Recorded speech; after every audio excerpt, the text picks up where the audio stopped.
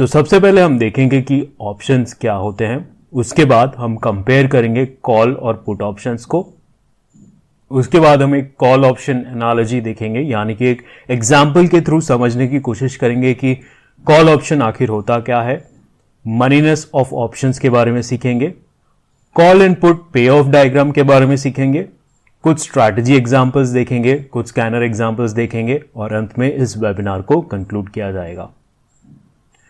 So what are options? Options जो होते हैं वो एक डेरिवेटिव इंस्ट्रूमेंट होते हैं, यानी कि जो उनकी वैल्यू है वो किसी और अंडरलाइंग एसेट से डिराइव की जाती है।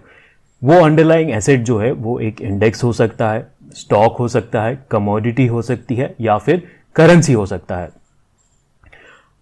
अ कॉल और a put option is a contract. Call या पुट ऑप्शन जो होता है वो एक कॉन्ट्रैक्ट होता है that gives the buyer the right, यानी कि जो भी कॉल या पुट ऑप्शन के कॉन्ट्रैक्ट को बाय करता है उसके बायर को एक राइट मिलता है, बट आप बंधित नहीं है, you are not obliged to buy or sell the underlying asset at a certain price on or before an expiry day. यानी कि अगर आप एक कॉल या पुट का कॉन्ट्रैक्ट बाय करते हैं तो आपको एक राइट मिलता है कि उसका जो अंडरलाइंग है, यानी कि इंडेक्स, स्टॉक या फिर कमोडिटी जिसका भी आपने कॉल या पुट बाय किया है, उसको आप फ्यूचर में कभी भी एक पर्टिकुलर प्राइस पे बाय या फिर सेल कर सकते हैं। अगर आप ना चाहें कि आपको बाय या सेल नहीं करना है फ्यूचर में, तो आप उस कॉन्ट्रैक्ट को या फिर उस डील को सिंपल लैंग्वेज में कैंसिल भी कर सकते हैं। आपके पास एक ऑप्शन रहता है अगर आप ऑप्शन बायर हैं तो। अब जब भी आप बाय कर रहे हैं कॉल या पुट, उसी समय आपको प्राइस फिक्स करनी होती है कि फ्यूचर डेट पे आप अंडरलाइन को किस प्राइस पे बाय या सेल करना चाहते हैं। उस प्राइस को कहा जाता है स्ट्राइक प्राइस, और इस कॉन्ट्रैक्ट की एक वैलिडिटी होती है। उस वैलिडिटी को जब एक्सपायर होने वाला होता है वो कॉन्ट्रैक्ट, उसे हम कहते हैं एक्सपायरी डे। अब अगर आपको फ्यूचर में जाके उस अंडरलाइन को बाय करना है तो उसे हम कहेंगे, उसके लिए आपको बाय करना होता है कॉल ऑप्शन। अगर आपको फ्यूचर में चल के उस कॉन्ट्रैक्ट को सेल करना होता है तो उस केस में आप बाय करेंगे पुट ऑप्शन।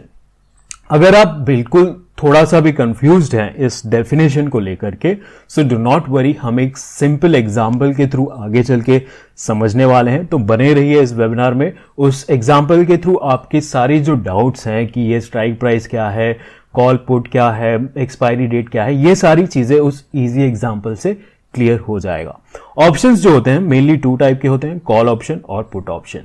कॉल ऑप्शन आप तब बाय करते हैं जब आपका व्यू जो है अंडरलाइन पे बुलिश होता है, यानी कि अगर आप बुलिश है बैंक निफ्टी पे तो उस केस में जो ट्रेडर्स हैं कॉल ऑप्शंस बाय करते हैं। अगर आप बेरिश हैं तो उस केस में कॉल ऑप्शन को सेल किया जाता है।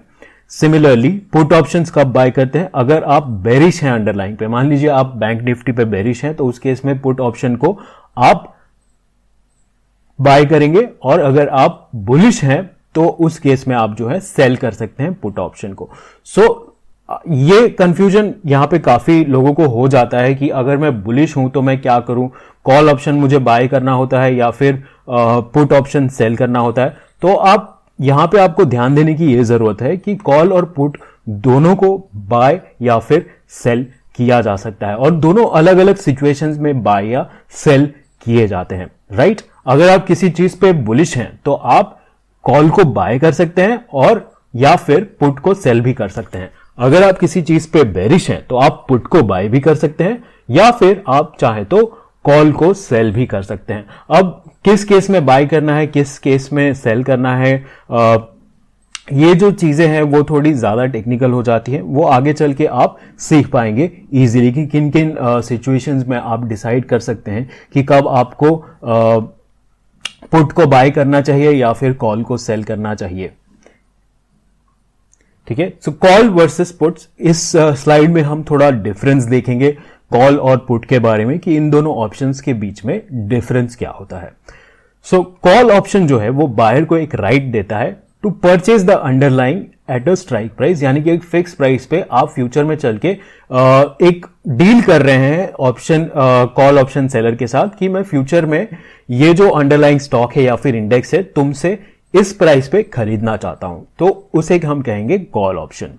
अब the call option buyer has the option of not purchasing the underlying. अगर आपने ऑप्शन को बाय किया है तो आपके पास एक ऑप्शन है कि आप फ्यूचर में डिसाइड कर सकते हैं कि आपको बाय करना है या फिर नहीं करना है। दोनों में से आप कोई भी चूज कर सकते हैं, ठीक है। पुट ऑप्शन में क्या होता है? The put option buyer has the right to sell the underlying at the strike price. यानी कि मान लीजिए आपको फ्यूचर में चल के किसी चीज को सेल करना है किसी एक पर्टिकुलर स्ट्राइक प्राइस पे, आप आज सेल नहीं करना चाहते हैं, तो उस केस में आप पुट ऑप्शन खरीद सकते हैं। उससे क्या होगा कि आप जिस स्ट्राइक प्राइस पे आपने पुट ऑप्शन खरीदा है उसी प्राइस पे आप फ्यूचर में जाके सेल कर पाएंगे। The put buyer has the option of not selling the underlying. अगर आप चाहें कि फ्यूचर में आप जाके नहीं सेल करना चाहते हैं आपका जो भी स्टॉक या फिर इंडेक्स या फिर कमोडिटी करेंसी जिसका भी आपने पुट खरीदा है, तो वो भी आपके पास ऑप्शन है। अगर आप चाहें तो बेच दें, अगर आप चाहें तो ना भी बेचें, कोई दिक्कत नहीं है, ठीक है। बट राइटर के केस में थोड़ा सा अलग हो जाता है, यानी कि सेलर के केस में थोड़ा सा सिनेरियो चेंज हो जाता है। The seller of the call option is obliged to sell the underlying asset. यानी कि जो सेलर होता है कॉल ऑप्शन का, उसे जो कॉल ऑप्शन का सेलर है उसे सेल करना जरूरी हो जाता है इन केस अगर बायर खरीदना चाहे, ठीक है। बाय के पास ऑप्शन है, वो बाय करना चाहे या ना करना चाहे फ्यूचर में चल के। लेकिन अगर आपने कॉल ऑप्शन सेल किया है तो आपके पास ऑप्शन नहीं है, आपको डेफिनेटली सेल करना ही पड़ेगा वो एसेट, अगर बायर ने ये डिमांड किया कि मुझे खरीदना है तो, ठीक है। और उसी एक्सरसाइज प्राइस पे जिस प्राइस पे आपका कॉन्ट्रैक्ट फिक्स हुआ था। Same way put option seller जो है is obliged to buy the underlying asset from the put buyer at the exercise price if the put buyer decides to sell the underlying. यानी कि अगर put buyer ने decide किया कि मुझे cell करना है इसको, ठीक है, तो पुट जो सेलर है यानी कि पुट जो राइटर है उसे अंडरलाइंग को खरीदना ही पड़ेगा पुट बायर से, ठीक है। सो ये जो चीजें हैं उसका आपको ध्यान रखना है। थोड़ा सा कंफ्यूजिंग हो सकता है, तो मैं एक बार और समराइज कर देता हूं। जो कॉल बायर होता है उसके पास ऑप्शन होता है फ्यूचर में चल के बाय करने का, ठीक है। जो कॉल सेलर होता है उसके पास ऑप्शन नहीं होता है, बट उसे डेफिनेटली सेल करना पड़ेगा इन केस कॉल बायर ने डिसाइड किया कि उसे आगे चल के उस अंडरलाइंग एसेट को बाय करना है, ठीक है। पुट के केस में क्या होता है, अगर आप पुट बायर हैं तो आपके पास राइट है, ऑप्शन है उस एसेट को फ्यूचर में चल के सेल करने का, बट एक पुट सेलर के पास ऑप्शन नहीं है। He is obliged to buy the underlying asset in the future from the put buyer. यानी कि अगर पुट का बायर डिसाइड करता है कि उसे सेल करना ही करना है तो पुट सेलर को उस अंडरलाइंग स्टॉक को बाय करना ही पड़ेगा। Again no need to get confused. अगर आपको थोड़ा भी कंफ्यूजन हो रहा है तो again wait for the example देखते ही आपको सारी चीजें एकदम ही ज्यादा क्लियर हो जाएंगी। थर्ड पॉइंट पे आते हैं। The value of call option contract increases if the underlying asset increases in value. यानी कि अंडरलाइंग एसेट जब इंक्रीज करता है वैल्यू में तो इस केस में कॉल ऑप्शन की वैल्यू जो है वो इंक्रीज होगी। यानी कि अगर आपने बैंक निफ्टी का कॉल ऑप्शन खरीदा है, बैंक निफ्टी ऊपर जाता है तो कॉल ऑप्शन की वैल्यू जो है ऊपर जाएगी। और same way value of put option contract increases if the underlying asset decreases in value. अगर अंडरलाइंग एसेट डिक्रीज कर रहा है वैल्यू में तो उस केस में जो है पुट ऑप्शन की वैल्यू इंक्रीज होती है, ठीक है। That is why bear case में आपको पुट बाय करना होता है और बुल केस में आपको कॉल बाय करना होता है, ठीक है। Because there is no theoretical limit to the underlying upside, the contract's value can grow indefinitely. यानी कि अब किसी भी एसेट का, किसी भी स्टॉक का या इंडेक्स का कोई अपर लिमिट तो है नहीं कि वो इतने ही लेवल तक राइज कर सकता है, राइट। एक स्टॉक जो है थियोरेटिकली किसी भी वैल्यू तक राइज कर सकता है, इनफिनाइट अमाउंट तक राइज कर सकता है। इसीलिए जो कॉल ऑप्शन है वो भी, उसका भी प्राइस जो है इनफिनाइट राइज कर सकता है। बट फॉल के केस में ऐसा नहीं है, एक लिमिट होता है, जीरो तक ही प्राइस जा सकती है, जीरो से नीचे किसी भी एसेट की प्राइस नहीं जाती है। इसीलिए जो पुट ऑप्शन का जो अपसाइड पोटेंशियल है वो लिमिटेड होता है। तो आ जाते हैं एग्जाम्पल पे। इस एग्जाम्पल में हम समझेंगे कि कॉल ऑप्शन को हम एक रियल लाइफ एग्जाम्पल से कैसे कंपेयर कर सकते हैं। तो मान लीजिए कि आपने अपने लोकेलिटी में एक शॉप देखा हुआ है और आपको एक न्यूज मिली है कि उस शॉप के जस्ट सामने एक मेन रोड कंस्ट्रक्ट होने वाला है।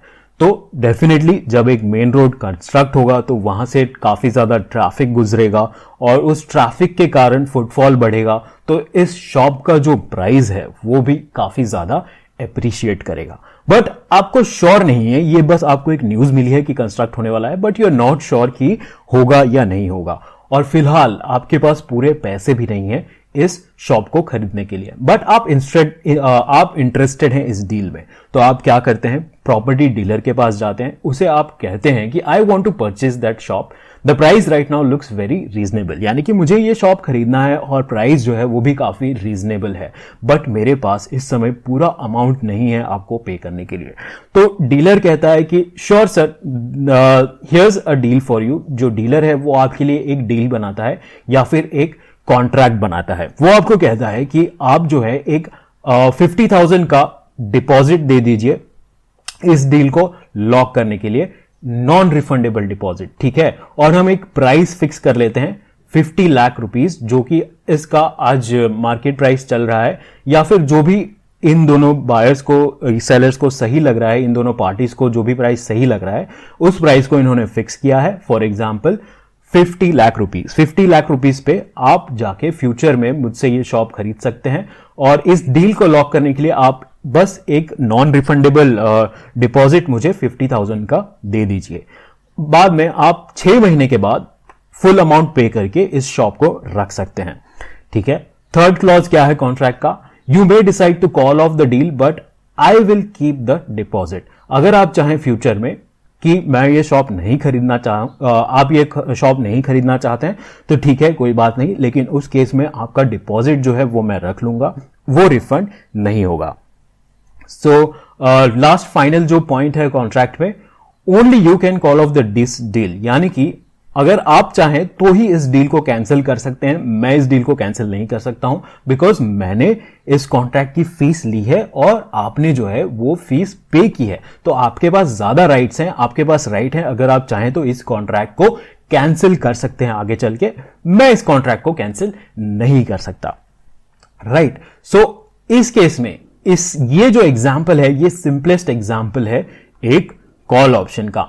इसमें आपका प्रीमियम क्या हो गया, यानी कि ऑप्शन का प्राइस क्या हो गया, कॉन्ट्रैक्ट का प्राइस क्या हो गया, 50,000 रुपीज। 50,000 रुपीज में आपने इस डील में एंटर किया, यानी और ये, या फिर ये कह सकते हैं कि आपने इस कॉल ऑप्शन को खरीदा है, ठीक है। आपका स्ट्राइक प्राइस क्या है, 50 लाख रुपीज। आपका स्ट्राइक प्राइस 50 लाख रुपीज हो गया। स्ट्राइक प्राइस क्या होता है, जिस प्राइस पे आप फ्यूचर में उस अंडरलाइंग एसेट को यानी कि शॉप को खरीदना चाहते हैं। तो आपका स्ट्राइक प्राइस हो गया 50 लाख रुपीस, ठीक है। और एक्सपायरी डेट क्या हो गई, 6 मंथ्स। आज से 6 मंथ्स के बाद जो भी डेट है वो आपकी एक्सपायरी डेट हो गई। 6 मंथ्स के बाद जो डीलर है वो कहेगा कि आप 6 मंथ्स के अंदर ही इस डील को क्लोज कर दीजिए रिमेनिंग अमाउंट देकर। उसके बाद जो है ये कॉन्ट्रैक्ट वैलिड नहीं रहेगा। मैं डिपॉजिट तो रख ही लूंगा, बट उसके बाद ये कॉन्ट्रैक्ट वैलिड नहीं रहेगा, बिकॉज 6 मंथ्स के बाद डीलर को श्योर नहीं है कि मार्केट किस प्रकार का रहेगा। ही थिंक्स कि मे बी इस शॉप का प्राइस बहुत ज्यादा बढ़ जाए या कुछ हो जाए, ठीक है। तो वो एक लिमिट देता है कि 6 मंथ तक ही ये कॉन्ट्रैक्ट वैलिड रहेगा, जिसे हम कहेंगे एक्सपायरी डेट, ठीक है। You may decide to call off the deal, ये जो है वो ऑप्शन दे रहा है बायर को कि आप चाहें तो फ्यूचर में चाहे कैंसिल भी कर सकते हैं डील को, नो प्रॉब्लम, बट ये जो अमाउंट है, जो डिपॉजिट है, उसको मैं रख लूंगा। सो आई होप ये एग्जाम्पल को आप समझ चुके हैं क्लियरली। इसे ही हम कहते हैं कॉल ऑप्शन। ये एक बहुत ही बेसिक एग्जाम्पल है कॉल ऑप्शन कॉन्ट्रैक्ट का। इसमें कॉल ऑप्शन का बायर भी खुश है कि उसके पास अब बेसिकली शॉप खरीदने का राइट आ चुका है। अगर फ्यूचर में वो देखता है कि श्योरली यहां पे रोड कंस्ट्रक्ट होने वाला है, मेन रोड, तो वो जाके एग्जीक्यूट कर देगा कॉन्ट्रैक्ट को, रिमेनिंग 50 लाख रुपीस दे करके इस शॉप को खरीद लेगा, बिकॉज फ्यूचर में उसको पता है कि वैल्यू ज्यादा उसे मिलने वाली है 50 लाख रुपीस के कंपैरिजन में, ठीक है। अगर वो देखता है कि रोड नहीं बनने वाला है या फिर उसके पास फ्यूचर में जाके पूरा अमाउंट पे करने के पैसे नहीं है, तो वो डील को कैंसिल कर देगा और उसको लूज करने होंगे सिर्फ 50,000 रुपीज इन दैट केस। और डीलर को भी लगता है कि अगर ये डील आगे चल के कैंसिल भी हो सकती है, तो इन एनीवेज मुझे 50,000 रुपीज एज प्रॉफिट मिल ही रहा है, और मुझे इस टाइम पे रीजनेबल लग रहा है कि 50 लाख रुपीज में अगर मैं ये बेच देता हूं नेक्स्ट 6 मंथ्स में, तो भी मुझे प्रॉफिट रहेगा इस शॉप को बेचने से। सो दोनों पार्टीज इसमें खुश हैं, अग्रीड हैं। ठीक है। Moneyness of options, very important concept. Again मैं आप सभी को कहूंगा ध्यान दीजिए स्लाइड पे और समझ लीजिए मनीनेस ऑफ ऑप्शंस को। थोड़ा सा कॉम्प्लिकेटेड लगता है ये टॉपिक सुनने में, बट बिल्कुल भी कॉम्प्लिकेटेड नहीं है। मैं आपको एक बहुत ही इजी ट्रिक सिखाऊंगा जिससे आपको मनीनेस एकदम से याद रह जाएगी। अब इस टेबल में मैंने समराइज कर दिया है, एक यहां पे मैं दिखा दूंगा। सो अगर आपका स्ट्राइक प्राइस, जो भी आपने स्ट्राइक प्राइस चूज किया है आपके ऑप्शन का, अगर वो ज्यादा है अंडरलाइंग मार्केट प्राइस से, सो उस केस में जो कॉल ऑप्शन होता है वो आपका हो जाता है आउट ऑफ द मनी, और पुट ऑप्शन हो जाता है इन द मनी। सिमिलरली आप बाकी दोनों सिनेरियोज भी चेक कर सकते हैं, लेकिन ये टेबल जो है थोड़ा सा कंफ्यूजिंग हो सकता है, इसीलिए मैंने ये डायग्राम यहां पे बना के रखा है जिससे आपको इजीली समझ में आ जाएगा और याद भी हो जाएगा। समझ आने के साथ साथ आपको याद भी हो जाएगा। सो मनीनेस एक्चुअली में होता क्या है, पहले उसका डेफिनेशन देख लेते हैं। Moneyness is a term used to describe the relationship between a derivative strike price and the price of the underlying asset, यानी कि एक रिलेशनशिप बताता है ये आपके स्ट्राइक प्राइस और अंडरलाइंग एसेट के मार्केट प्राइस के बीच में। So moneyness tells us whether exercising the option contract as at present will lead to a profit or not। यानी कि अगर आपने इस टाइम पे डिसाइड किया कि आप अपना कॉन्ट्रैक्ट को जो है एक्सरसाइज करना चाहते हैं, तो इस केस में आपको प्रॉफिट होगा कि नहीं। फॉर एग्जाम्पल लेके समझते हैं। मान लीजिए आपने 3-4 दिन पहले 15,800 रुपीज का कॉल ऑप्शन खरीदा था। ओके, 15,800 रुपीज का कॉल ऑप्शन खरीदा था, और अभी जो मार्केट प्राइस है आपकी 16,000 रुपीज आ चुकी है। तो उस केस में अगर आप अपना कॉल ऑप्शन एग्जीक्यूट करते हैं, तो आपको कॉल राइटर से, यानी कि कॉल सेलर से आपके पास राइट है कि निफ्टी को आप खरीद सकते हैं 15,800 रुपीज में। तो अगर आपने एक्सरसाइज किया अपना उस पावर को, यानी कि उस कॉन्ट्रैक्ट को, तो आप 15,800 में खरीदेंगे, और मार्केट प्राइस जो 16,000 रुपीज चल रहा है उसमें आप बेच करके 200 रुपीज का आपने प्रॉफिट बनाया। तो इस केस में अगर आप एग्जीक्यूट कर रहे हैं कॉन्ट्रैक्ट, तो आपको प्रॉफिट हो रहा है। तो इस केस में कहेंगे जो कि कॉल ऑप्शन है वो इन द मनी है। ठीक है। अगर आपको लॉस होता है तो उसे हम कहेंगे out of the money calls. ठीक है। सो फॉर एग्जांपल फ्यूचर में अगर आपने 16,200 का कॉल खरीदा होता, और अगर आज मार्केट वैल्यू ये है, अगर आप एग्जीक्यूट करते हैं कॉन्ट्रैक्ट को, तो आपको 16,200 पे खरीदना पड़ेगा निफ्टी, बट आप बेच पाएंगे उसको 16,000 में, तो आपको 200 रुपए का लॉस होगा। तो उसमें हम कहेंगे आउट ऑफ द मनी। यहां पे एक चीज ध्यान रखने की बहुत जरूरी है कि इसमें हम प्रीमियम को काउंट नहीं कर रहे हैं, यानी कि जो आपने प्राइस पे किया था इस ऑप्शन को खरीदने के लिए, उसको हम काउंट नहीं कर रहे हैं। सिर्फ हम डायरेक्ट जो रिलेशनशिप है स्ट्राइक प्राइस और अंडरलाइन का करंट मार्केट प्राइस, उसे ही देखा जा रहा है। और मनीनेस कैलकुलेट करने के लिए हमेशा उसे ही देखा जाता है, प्रीमियम को नहीं कंसीडर किया जाता है। अब एट द मनी क्या होता है? एट द मनी बेसिकली जो सबसे पास है, यानी कि एग्जीक्यूट करंट मार्केट वैल्यू के सबसे पास जो कॉन्ट्रैक्ट है उसे हम एट द मनी कहते हैं। यानी कि अगर आपने उसे एग्जीक्यूट किया तो no profit and no loss होगा आपको। सो दोनों जो भी 16,000 के आसपास जो भी कॉन्ट्रैक्ट होंगे उसे हम कहते हैं, या फिर 16,000 का भी जो कॉन्ट्रैक्ट होगा उसे हम कहेंगे at the money call put. ठीक है। अब इसे कैसे याद रखना है? सो आप इस नंबर लाइन को याद रख सकते हैं लेफ्ट टू राइट। सो यहां पे जो है ये करंट निफ्टी मार्केट प्राइस है। ठीक है।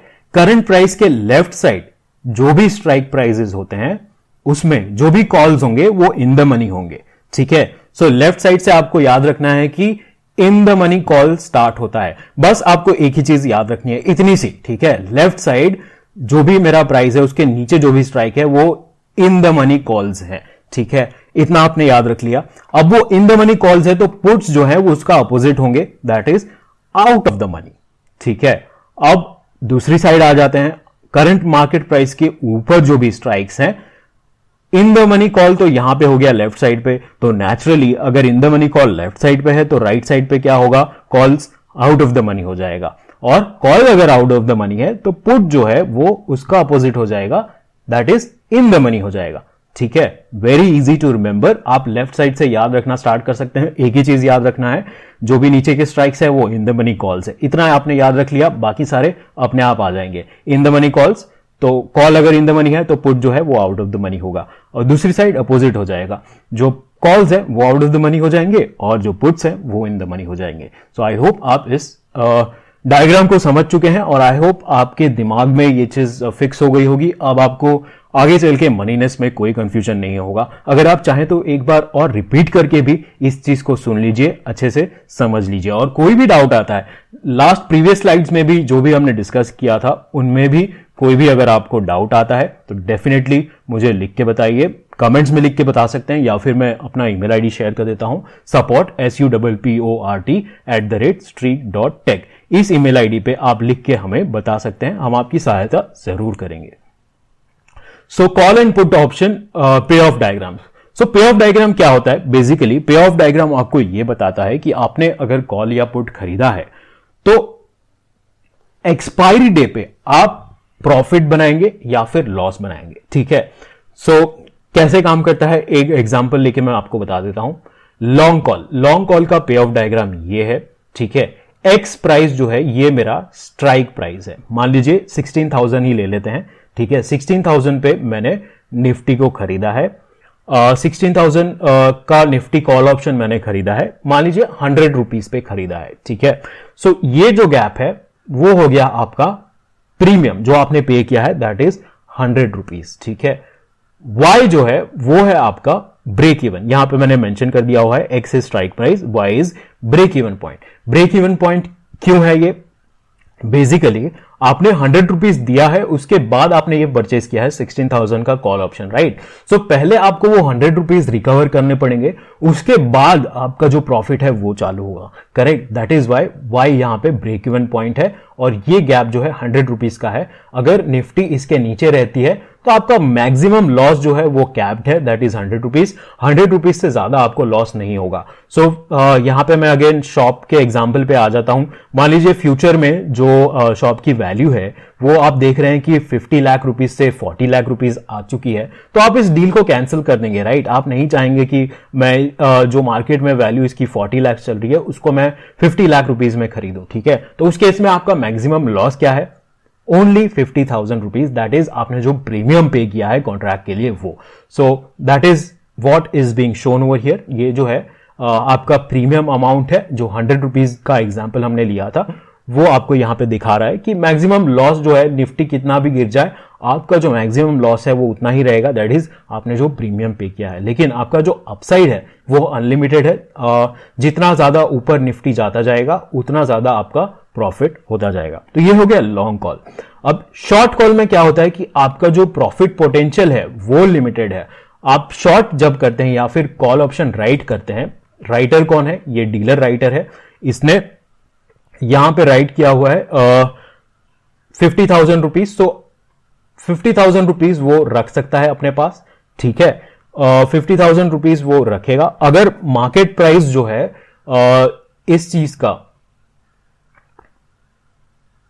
मैक्सिमम प्रॉफिट इसका जो है 50,000 रुपीज है, ये कॉन्ट्रैक्ट को सेल करके इसने 50,000 रुपीज कमाया इस डीलर ने।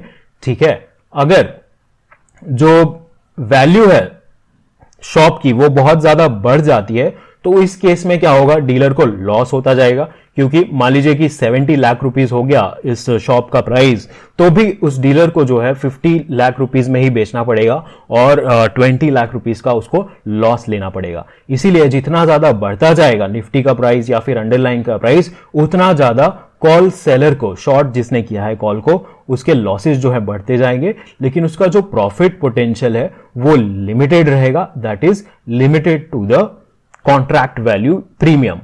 ठीक है, सेम वे लॉन्ग पुट में क्या होता है?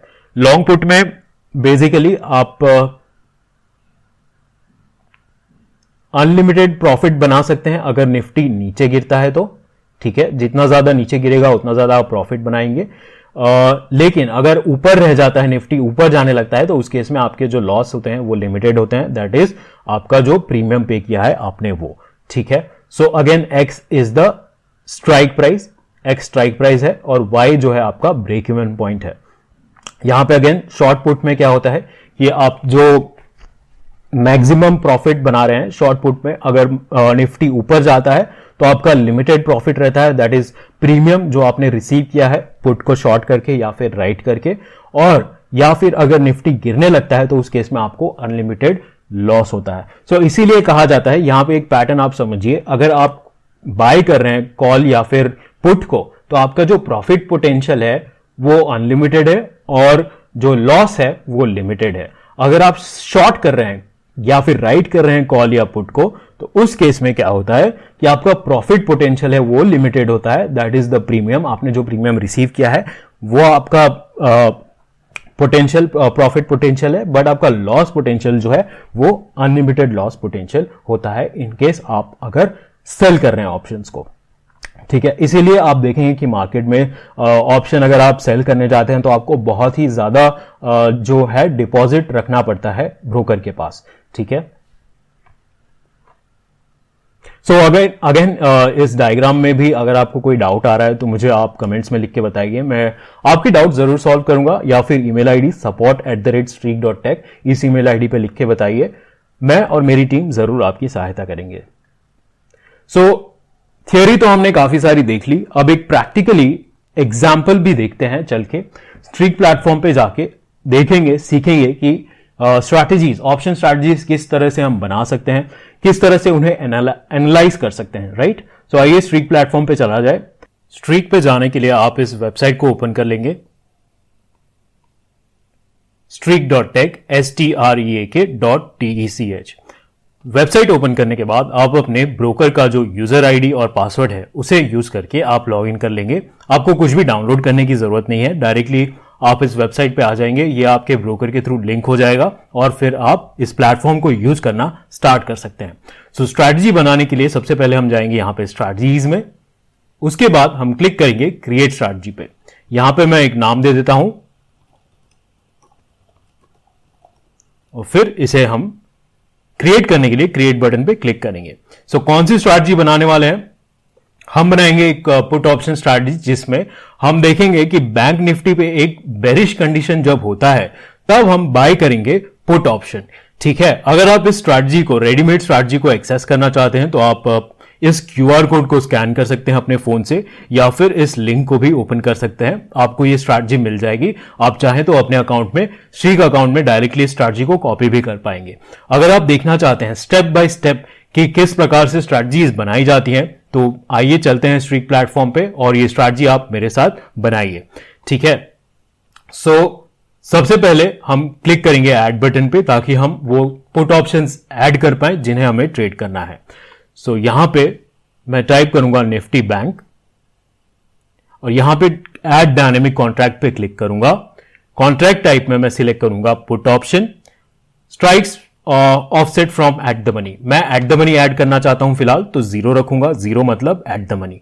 ठीक है, एक्सपायरी करंट, एक्सपायरी टाइप मैं मान लेता हूं वीकली ऑप्शन में ट्रेड करना चाहता हूं, वीकली यहां पे ले लेता हूं, एंड ऑर्डर टाइप यानी कि आप इस पुट ऑप्शन को क्या करना चाहते हैं, बाय करना चाहते हैं या सेल करना चाहते हैं, वो ऑप्शन आप यहां पे सिलेक्ट कर लेंगे। मैं इस पुट ऑप्शन को बाय करना चाहूंगा तो मैं यहां पे लॉन्ग सिलेक्ट कर लेता हूं।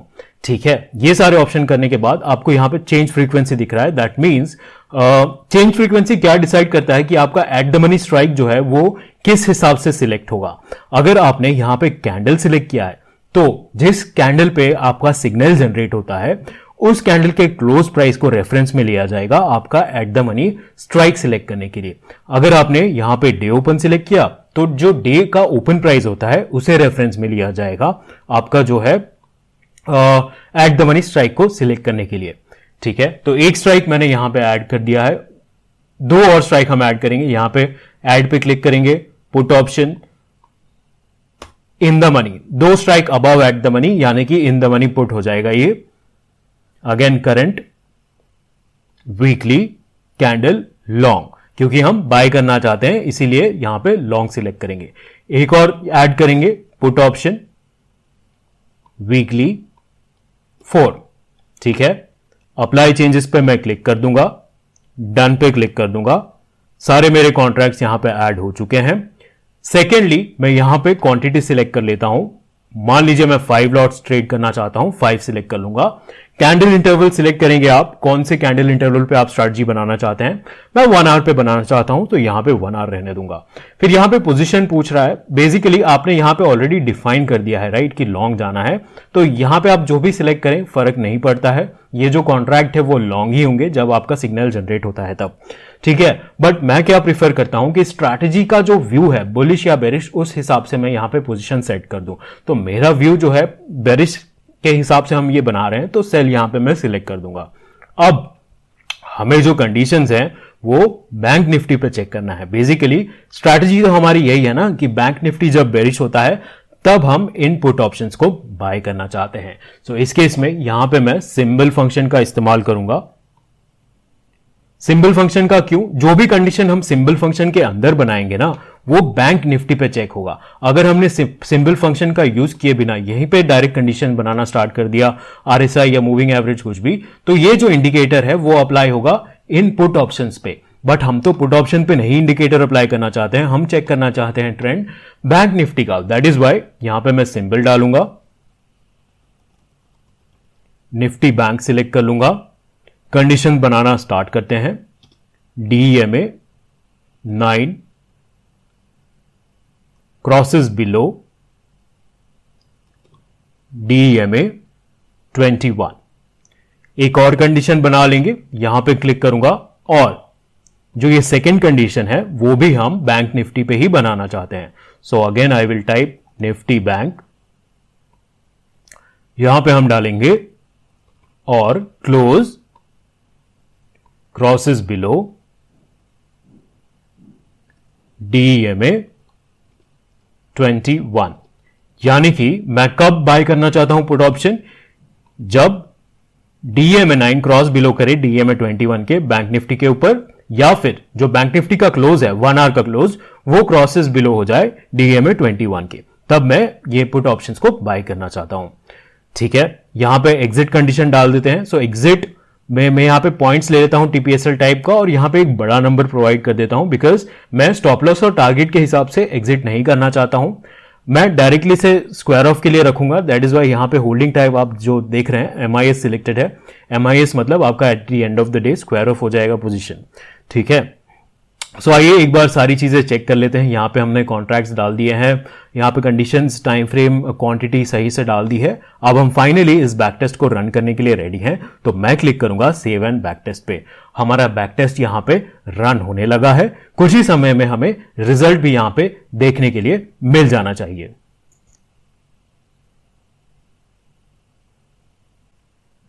जैसा कि आप देख सकते हैं बैक टेस्ट रन हो चुका है, हमें यहां पे रिजल्ट देखने के लिए मिल चुका है। बैक टेस्टिंग में बेसिकली हुआ क्या है कि पास्ट डेटा पे हमारी स्ट्रैटेजी जो है वो रन की गई है, और पास्ट डेटा पे चेक किया गया है कि हमने इस रूल को यूज करके अगर ट्रेडिंग किया होता तो हमें कितना प्रॉफिट या लॉस होता। जैसा कि आप देख रहे हैं सारा रिजल्ट हमारे सामने है यहां पे।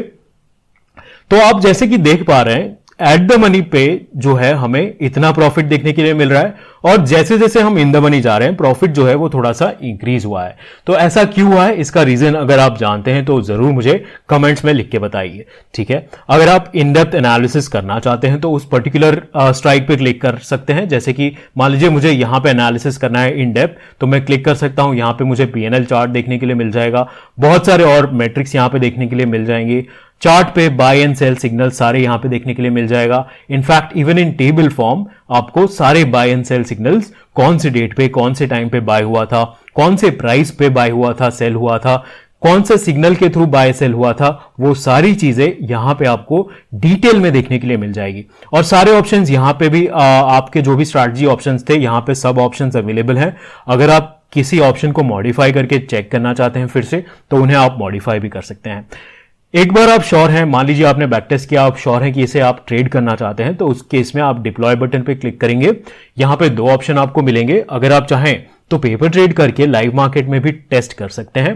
पेपर ट्रेडिंग जो है वो ऑटोमेटिकली होता है, वर्चुअल मनी यूज होता है पेपर ट्रेडिंग में, रियल मनी का इस्तेमाल नहीं होता है। सो आप सुबह पेपर ट्रेडिंग में लगा के आपकी स्ट्रैटेजी छोड़ सकते हैं, फिर at the end of the day 3:30 को आप आके चेक कर सकते हैं कि कैसा परफॉर्मेंस रहा था। जो भी ट्रेडिंग होता है रियल मार्केट डेटा पे होता है on and real timing, market timing जो भी रियल मार्केट टाइमिंग है उस पे होता है। ठीक है, once you are happy, once you are satisfied, मान लीजिए कि बैक टेस्ट में भी अच्छा रिजल्ट आ रहा है, पेपर ट्रेडिंग में भी आपकी स्ट्रैटेजीज अच्छा परफॉर्म कर रही हैं, अब आप चाहते हैं कि रियल कैपिटल से ट्रेड करना चाहते हैं, तो उस केस में आप यहां पे लाइव ट्रेड पे क्लिक करके टर्म्स को एक्सेप्ट करके लाइव ट्रेड पे क्लिक करके इस स्ट्रैटेजी को लाइव लेके जा सकते हैं। अगर आप इस स्ट्रैटेजी को शेयर करना चाहते हैं अपने फैमिली या फ्रेंड्स के साथ, तो उस केस में यहां पे शेयर बटन भी दिया हुआ है, आप अपने फैमिली और फ्रेंड्स के साथ इस स्ट्रैटेजी को शेयर भी कर सकते हैं। सो ये हो गई हमारी स्ट्रैटेजी। अब सीख लेते हैं ऑप्शन प्राइसिंग एंड ग्रीक के बारे में। सो फ्री मार्केट में जो ऑप्शन कॉन्ट्रैक्ट्स हैं उनका प्राइस जो है वो तो मार्केट ही डिसाइड करती है ट्रेडिंग के थ्रू। फॉर एग्जांपल यहां पे इस कॉन्ट्रैक्ट का जो वैल्यू है 50,000 रुपीज है, वो कैसे डिसाइड हुआ था? दोनों के म्यूचुअल अग्रीमेंट के थ्रू डिसाइड हुआ था। बट अगर आपको देखना है कि कॉल या पुट ऑप्शन का जो एक्चुअल प्राइस है, थियोरेटिकल वैल्यू है, वैल्यूएशन अगर आपको करना है कि ये जो मार्केट में प्राइस चल रहा है कॉल या पुट ऑप्शन का वो चीप है या फिर एक्सपेंसिव है, तो उससे किस प्रकार से देखा जाए, यानी कि अगर आपको एक थियोरेटिकल वैल्यू निकालनी है तो उसे किस प्रकार से किया जाता है। बेसिकली उस चीज को करने के लिए मॉडल्स अवेलेबल हैं, यानी कि मैथमेटिकल फॉर्मूलाज, कैलकुलेशंस पहले से ही बनाए हुए हैं काफी सारे मॉडल्स। उस मॉडल में जनरली ये सारे इनपुट होते हैं। मॉडल आपको मांगेगा कि आप स्ट्राइक प्राइस बताइए, स्पॉट प्राइस बताइए, इंप्लाइड वोलेटिलिटी क्या है, कितना टाइम टू एक्सपायरी है, इंटरेस्ट रेट क्या है, डिविडेंड क्या है। उसके बाद ये सारी चीजें आप मॉडल में डालते हैं, कैलकुलेटर में डालते हैं। इसे आप कैलकुलेटर की तरह मान सकते हैं, ये सारे इनपुट्स हैं।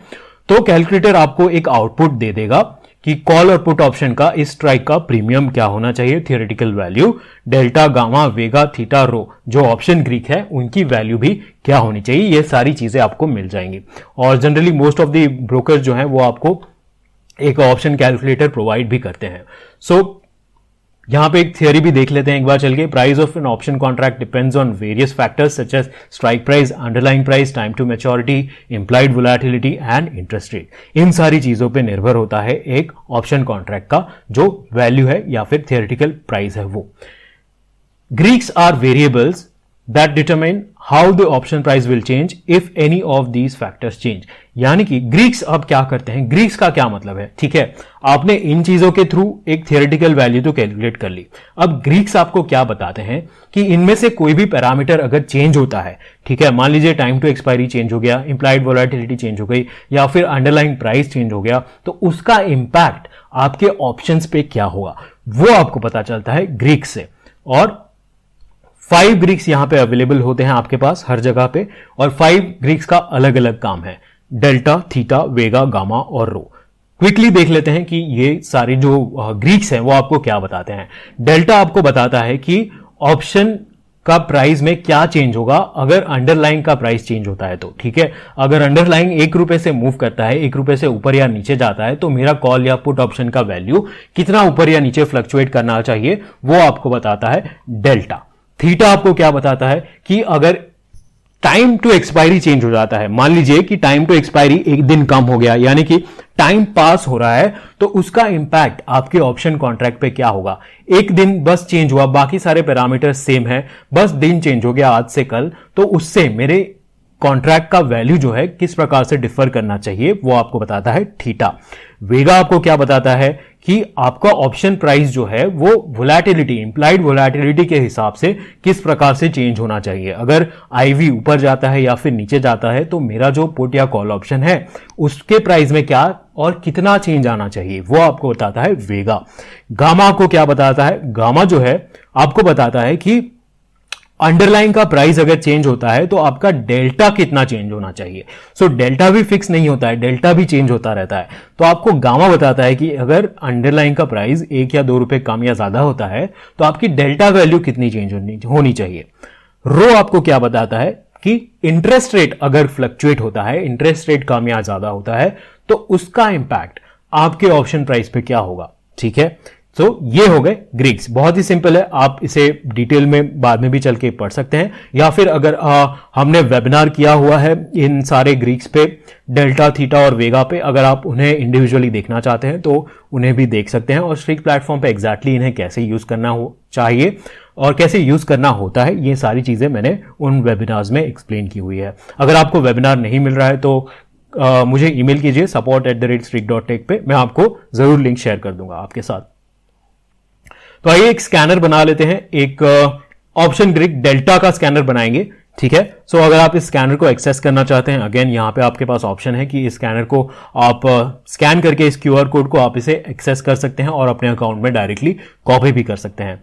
जो भी मेरे साथ करना चाहते हैं, स्ट्रीक प्लेटफॉर्म आप ओपन कर सकते हैं, streak.tech लॉग इन कर लीजिए, स्कैनर्स में जाएंगे, क्रिएट पे मैं क्लिक करूंगा, यहां पे मैं डालूंगा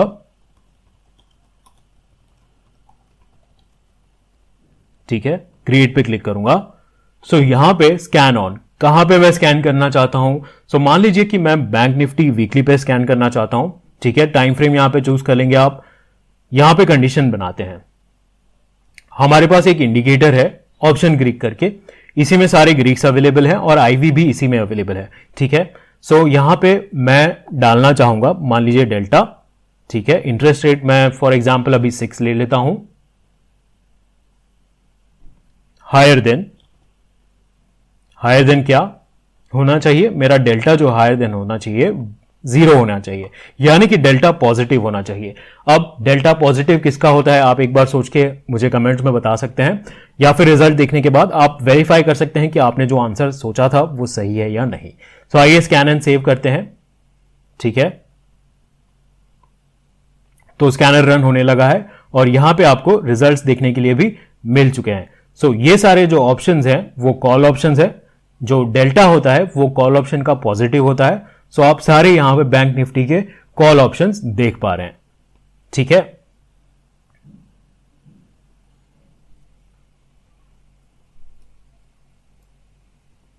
स्ट्रैटेजी एग्जांपल 2, तो हमने एक पुट ऑप्शन की स्ट्रैटेजी तो बना ली, अब हम एक कॉल ऑप्शन की भी स्ट्रैटेजी बनाएंगे। मैं आपसे फिर से बता दूं कि अगर आप इस स्ट्रैटेजी को डायरेक्टली एक्सेस करना चाहते हैं तो इस क्यूआर कोड को स्कैन कर सकते हैं या फिर इस लिंक को ओपन कर सकते हैं। अगर आप चाहें मेरे साथ भी इस स्ट्रैटेजी को बना सकते हैं। सो आइए, अगर आपने ओपन कर लिया है स्कैन करके तो आप बस देख लीजिए स्टेप्स कि किस प्रकार से एक्चुअली इस स्ट्रैटेजी को बनाया गया है।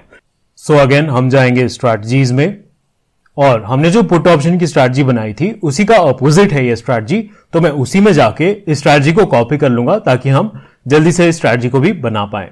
सो यहां पे मैं कॉपी पे क्लिक करूंगा, एक नाम देके हम यहां पे कॉपी पे क्लिक करेंगे। सो वो स्ट्रैटेजी जो है यहां पे कॉपी हो चुकी है, इसी को हम एडिट करके अपना कॉल ऑप्शन वाला स्ट्रैटेजी भी बना लेंगे। सो यहां पे जो पुट ऑप्शंस है उन्हें हम निकाल देते हैं और कॉल को ऐड करेंगे। सो हमने एक इंडेक्स पे स्ट्रैटेजी बना ली है, अब जो सेकंड स्ट्रैटेजी है हम एक स्टॉक पे बना के देख लेते हैं। सो मैं यहां पे रिलायंस को चूज करूंगा, यहां पे ऐड डायनेमिक कॉन्ट्रैक्ट पे क्लिक करूंगा, कॉल ऑप्शन मुझे एक ऐड कर लेते हैं, at the money call option that is 0। ठीक है, बाकी सारी चीजें सेम रहेंगी।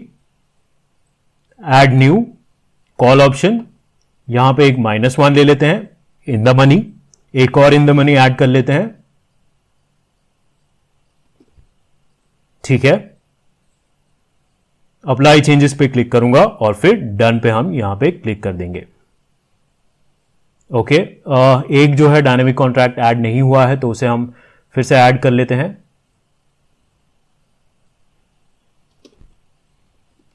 -2 डन। ठीक है, सारी चीजें सेम है, हमें यहां पे कंडीशंस में, एंट्री कंडीशंस में थोड़ा सा मॉडिफाई करना होगा। बैंक निफ्टी की जगह हम यहां पे रिलायंस चूज कर लेंगे। ठीक है, और क्रॉसेस बिलो की जगह क्रॉसेस अबव, बिकॉज हमें बुलिश कंडीशन बनाना है। बाकी सारी चीजें सेम रहेंगी। अब हम सेव एंड बैक टेस्ट कर सकते हैं। एक बार मैं बस वेरीफाई कर लेता हूं, ये बुलिश स्ट्रैटेजी है तो यहां पे मैं पोजीशन को जस्ट बाय सिलेक्ट कर देता हूं, बट एनीवेज हमने यहां पे लॉन्ग सिलेक्ट किया हुआ है तो यहां पे मतलब नहीं है कि मैं सेल या फिर बाय सिलेक्ट करूं, मेरे जो कॉन्ट्रैक्ट्स है वो लॉन्ग ही होंगे, बिकॉज यहां पे जो हम सिलेक्ट करते हैं उसकी प्रायोरिटी ज्यादा होती है। तो आइए इस स्ट्रैटेजी को रन किया जाए। सेव एंड बैक टेस्ट पे क्लिक करेंगे हम। स्ट्रैटेजी जो है हमारा रन होने लगा है। कुछ ही समय में हमें यहां पे रिजल्ट्स भी देखने के लिए मिल जाएंगे।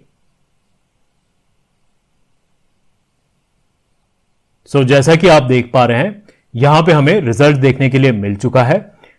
इस स्ट्रैटेजी को हमने पास डेटा पे रन किया और यहां पे हमने चेक किया कि हमने अगर एग्जीक्यूट किया होता इस स्ट्रैटेजी को तो हमें कितना पीएनएल देखने के लिए मिल सकता था।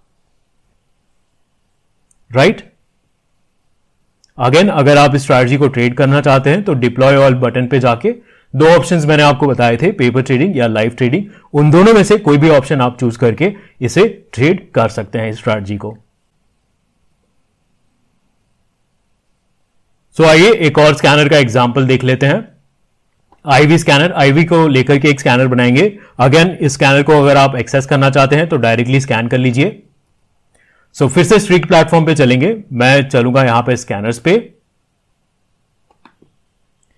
क्रिएट पे क्लिक करेंगे।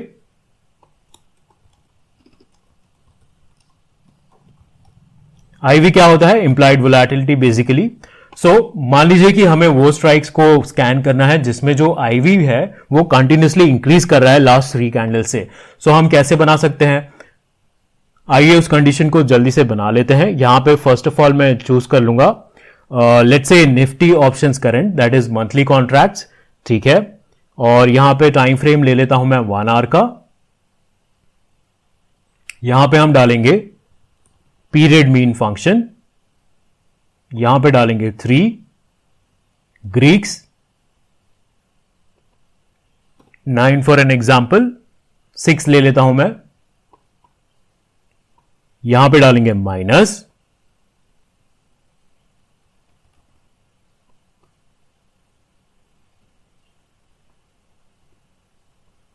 ऑफसेट में -1, यानी कि ऑफसेट क्या करता है? आपको प्रीवियस वैल्यू देता है, प्रीवियस कैंडल पे क्या वैल्यू थी। प्रेजेंट माइनस प्रीवियस जो है वो हायर देन 0 होना चाहिए, दैट इज पॉजिटिव होना चाहिए, दैट मींस वो राइजिंग है। राइट? यहां पे मैं डालूंगा नंबर 0। डन पे क्लिक करेंगे, स्कैन एंड सेव पे क्लिक करेंगे। यहां पे रिजल्ट हमें देखने के लिए नहीं मिल रहा है। यहां पे चेंज करके देख लेते हैं। मान लीजिए कि बैंक निफ्टी ऑप्शन करंट पे देख लेते हैं चेक करके, नो रिजल्ट। ओके, यहां पे हम क्या करेंगे? अब टाइम फ्रेम को चेंज करके देखेंगे। ऑल राइट, जैसे कि आप देख पा रहे हैं यहां पे हमें एक रिजल्ट देखने के लिए मिल गया है जिसमें जो लास्ट 3 कैंडल से जो आपका आईवी है उसका लगातार इंक्रीज कर रहा है। ठीक है, इस प्रकार से आप बना सकते हैं।